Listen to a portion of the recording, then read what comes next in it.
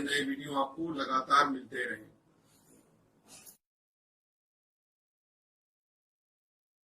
नमस्कार दोस्तों, धर्म रहस्य चैनल पर आपका एक बार फिर से स्वागत है। आप लोगों ने एक महान ग्रंथ महाभारत के विषय में सुना ही होगा। इसे हम सतसहस्त्री संहिता के नाम से भी जानते हैं, यानी जिसके अंदर 1,00,000 श्लोक हैं। इससे जुड़ी हुई कुछ ऐसी कथाएं हैं जिसके बारे में बहुत ही कम लोग जानते हैं, और इन कथाओं का रहस्य जानना इसलिए आवश्यक है क्योंकि इनके माध्यम से हम कर्म के प्रभाव को ईश्वर पर भी लागू हुआ जान सकते हैं, समझ सकते हैं, और अपने कर्मों से कैसी स्थितियां निर्मित होती हैं यह भी जान सकते हैं। कुछ गुप्त कथाएं हैं जो महाभारत में स्पष्ट रूप से नहीं बताई गई हैं।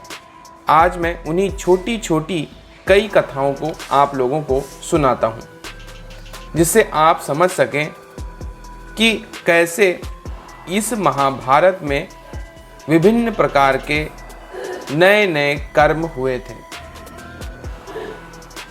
सबसे पहली बात जो आप जानते होंगे, शकुनी कौरवों के विनाश के कारण माने जाते हैं। एक साधु के कहे अनुसार उसका विवाह पहले एक बकरे के साथ किया गया, बाद में उस बकरे की बलि दे दी गई थी। यह बात गांधारी के विवाह के समय छिपाई गई थी। जब धृतराष्ट्र को इस बात का पता चला तो गांधार नरेश, सुबाला और उसके 100 पुत्रों को कारावास में डाल दिया गया और काफ़ी यातनाएं दी गई थी। एक एक करके सुबाला के सभी पुत्र मरने लगे और उन्हें खाने के लिए सिर्फ मुट्ठी भर चावल ही उस वक्त दिए जाते थे।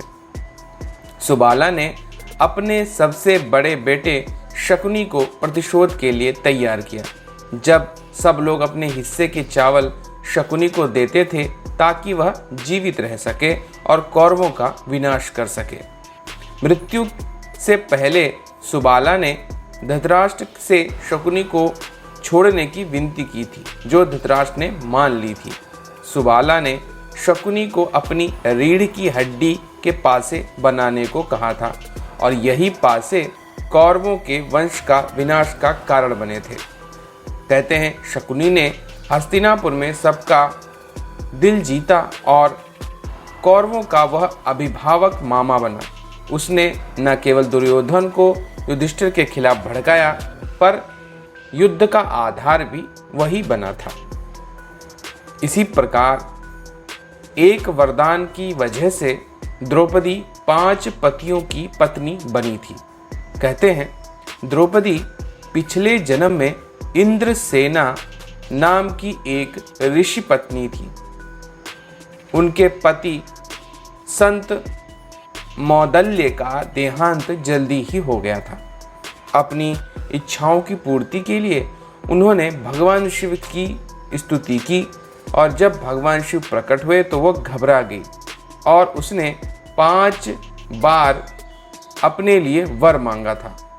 इसीलिए जब 5 वर शब्द कहा तो उन्होंने 5 पति ही अगले जन्म में उन्हें प्रदान किए।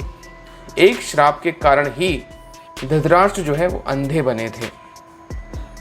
धृतराष्ट्र जो थे वो पिछले जन्म में एक दुष्ट राजा थे, और उसने देखा कि नदी में एक हंस अपने बच्चों के साथ आराम से विचरण कर रहा है, और उन्हें आदेश दिया कि उस हंस की आंखें फोड़ दी जाए और उसके बच्चे मार दिए जाए। इसी वजह से वह अगले जन्म में अंधा पैदा हुआ था। उसके पुत्र भी उसकी वजह से ही मृत्यु को प्राप्त हुए थे। इसके अलावा आपको पता है कि भगवान श्री कृष्ण के जानते हुए भी अभिमन्यु की मृत्यु हुई थी। ऐसा क्यों हुआ था? इसकी वजह यह थी कि अभिमन्यु एक काल्य यवन नाम के राक्षस की आत्मा से जन्म लिया था। कृष्ण ने काल्यवन का वध करने पर उसकी आत्मा को अपने अंग वस्त्र में बांध लिया था और उस वस्त्र को अपने साथ द्वारिका ले आए थे। एक अलमारी में उसे रख दिया था। सुभद्रा यानी कि अर्जुन की पत्नी ने गलती से जब वह अलमारी खोली तो वह ज्योति उसके गर्भ में आ गई, जिससे वो बेहोश हो गई। इसी वजह से अभिमन्यु को चक्रव्यूह भेदने का सिर्फ आधा तरीका ही बताया गया था, ताकि वह मृत्यु को प्राप्त हो सके और किसी भी प्रकार से अपने मामा यानी भगवान श्री कृष्ण का काल नहीं बने। एकलव्य जो था वो ही द्रोणाचार्य की मृत्यु का कारण बना था। जैसे कि हम जानते हैं, एकलव्य से द्रोणाचार्य ने उनके हाथ का अंगूठा मांग लिया था। इसी वजह से इस कर्म का प्रभाव उन्हें कैसे मिला, कहते हैं एकलव्य देवाश्रवा का पुत्र था और जंगल में खो गया था। एक दिन निषद हिरण्यधनु ने उसे बचाया और एकलव्य रुक्मणी के स्वयंवर के समय अपने पिता की जान बचाते हुए कहते हैं मारा गया था।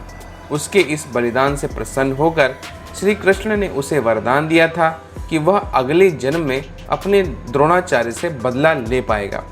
अगले जन्म में एकलव्य धृष्टद्युम्न बन के पैदा हुआ और द्रोणाचार्य की मृत्यु का कारण बना था।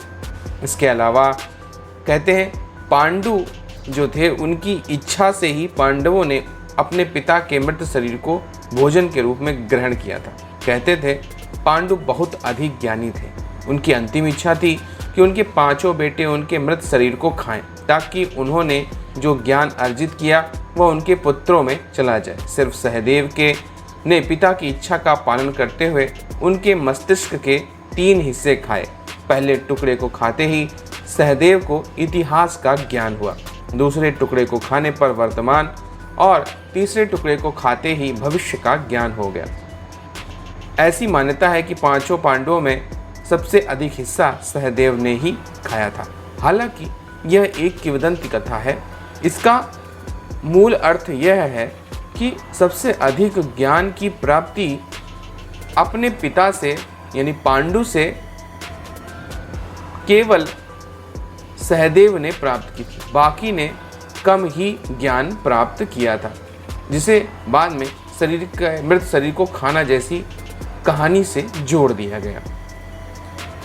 अब अगला एक है कि कुरुक्षेत्र की मिट्टी आज भी अजीब मानी जाती। कहते हैं कुरुक्षेत्र एक ऐसी जगह है जहाँ पर महाभारत का युद्ध हुआ था। उस जगह कुछ 30 किलोमीटर के दायरे की मिट्टी की संरचना बहुत अलग है आज भी, और वैज्ञानिक इसको समझ ही नहीं पाते हैं यह कैसे संभव है, क्योंकि इस तरह की मिट्टी सिर्फ तब हो सकती है जहाँ पर बहुत तेज गर्मी हो। बहुत से लोगों का मानना है कि लड़ाई की वजह से ही मिट्टी ऐसी बदल गई और इतनी गर्म होने पर ऐसा हुआ। इसके अलावा हर योद्धा का अलग शंख माना जाता है। कहते हैं सभी योद्धाओं के अलग अलग शंख थे। जैसे अर्जुन के शंख का नाम देवदत्त था, भीम के शंख का पांड्रा पौंड्रा था, उसकी आवाज़ से कान से सुनना ही बंद हो जाता था, और कृष्ण के शंख का नाम पंचजन्य था, युधिष्ठिर के शंख का नाम अनंत विजया था, सहदेव के शंख का नाम पुष्पको था, और नकुल के शंख का नाम सुघोष मणि था। कहते हैं अर्जुन एक बार वनराज पर जब गए थे तो एक नई ही कहानी उनके साथ घटित हुई थी। एक बार कुछ डाकुओं का पीछा करते हुए अर्जुन गलती से युधिष्ठिर और द्रौपदी के कमरे में दाखिल हो गए। अपनी गलती की सजा के लिए 12 साल का उन्हें वनवास मिला था। इस दौरान अर्जुन ने 3 विवाह किए थे। एक चित्रांगदा से जो मणिपुरा की थी, जिनका मणिपुरा नाम था, दूसरी उलूपी थी जो नागा थी, और सुभद्रा जो भगवान कृष्ण की बहन थी। कन्या उलूपी से एक पुत्र का नाम हुआ जिसका नाम था इरावन, या जिसे हम अरावन भी कहते हैं। महाभारत के युद्ध में जब एक बार राजकुमार की स्वैच्छिक नर बलि की जरूरत पड़ी तो इरावन ने ही अपनी बलि दी थी। इरावन की जो पूजा है वो तमिलनाडु में एक देवता के रूप में होती है तथा हिजड़ों से उनकी शादी होती है। ऐसा क्यों होता है, इसके लिए भी एक कहानी है जिससे आप जान सकते हैं कि आखिर हिजड़ों की शादी क्यों होती है। तो ये कुछ ऐसे पौराणिक तथ्य हैं महाभारत के संबंध में, जिसके माध्यम से आप जान सकते हैं कि महाभारत की कहानी में कुछ विशेष तरह की घटनाएं घटित हुई थी, जिनका वर्णन कम दिया जाता है या उनके बारे में कम ही बताया जाता है। तो अगर आज का वीडियो आपको पसंद आया है तो लाइक करें, शेयर करें, सब्सक्राइब करें। आपका दिन मंगलमय हो। धन्यवाद।